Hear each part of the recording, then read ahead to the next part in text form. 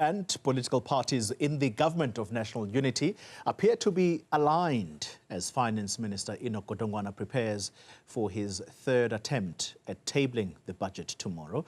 President Cyril Ramaphosa led discussions around the budget with GNU partners, while Godongwana held individual consultations with the political parties. But there appears to be disagreements on exactly where the trimming in spending is going to happen. Let's talk to Newzroom Afrika's Qaanitah Hunter. She is with me in studio tonight. And Qaanitah, let me start with the consultations by the finance minister. That's something that we didn't see happen, and that was something that was complained about in the first iteration. Is he slowly learning the workings around the GNU? Because he said, he has been saying for some time, this is a new space and we're all trying to learn here. Was that a good start for him? Is that what is going to get this thing through? I think the attitude from the finance minister, Enoch Godongwana, was that you brought this problem. I gave a solution. You didn't agree with that solution, which was increasing revenue by increasing taxes. And so as a result, you come forth with practical ideas. And he could have put the ball in political parties' court to say, you come forward, so that everyone has to now own the consequences of that budget. Right. Now, the question was, you know, the buy-in really, this is the third time.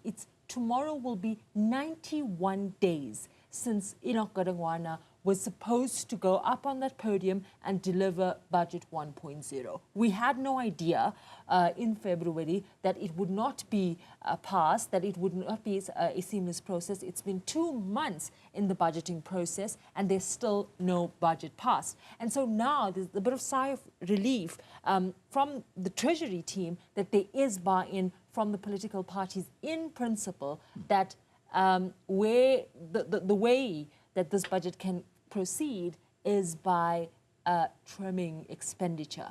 Now, the reality of it is everyone will have their own ideas of what they believe spending needs to be cut. Some grand ideas, some more sensible and realistic ideas. And so that's why President Cyril Ramaphosa a week and a half ago, 2 weeks ago, convened the GNU early in May and spoke to these political parties about what is viable and what's not viable. The Democratic Alliance telling me today, and have been saying publicly, that they have to be responsible, that they have no reason not to support this attempt to pass the budget. Their concern, obviously, was an increase in VAT. Yeah. Now, Goli, the question is that these spending cuts, how deep are they going to go, and whether or not they are going to be perceived to be austerity, and if it is, what are the consequences of South Africa? So I chatted to expert and analyst Duma Qubule earlier to just get his sense of, now that the political impasse has been resolved, what does it actually mean in terms of cuts? Let's take a listen. What is left now is the ECD rollout, a little bit of the social relief of distress grant, and also the health spending, because the other significant items of spending, the additional, so-called additional spending, were PRASA 19 billion rands, and also the toll road debt. I think that's about 14 or 15 billion rands, but that you can't do anything about. So we'll have to see whether the cuts will come from education, health, or from PRASA. These spending cuts, you used the word austerity. That's a very sensitive word for unions. Are we going to go back to that space where there's a never-ending fight?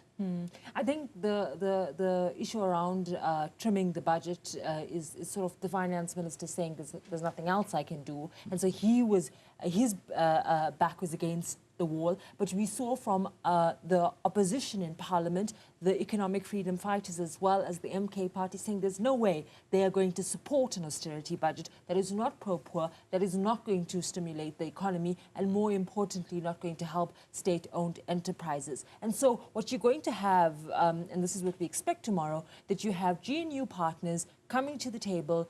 They call them GNU +3, plus BOSA, Rise Mzansi, and Action SA. So that's the majority, that's the bulk of parties in Parliament. And then you have parties like the MK party that has called for the censure of the finance minister because of these delays, and the EFF saying there's absolutely no way they can accept a budget that essentially is what they claim to be austerity.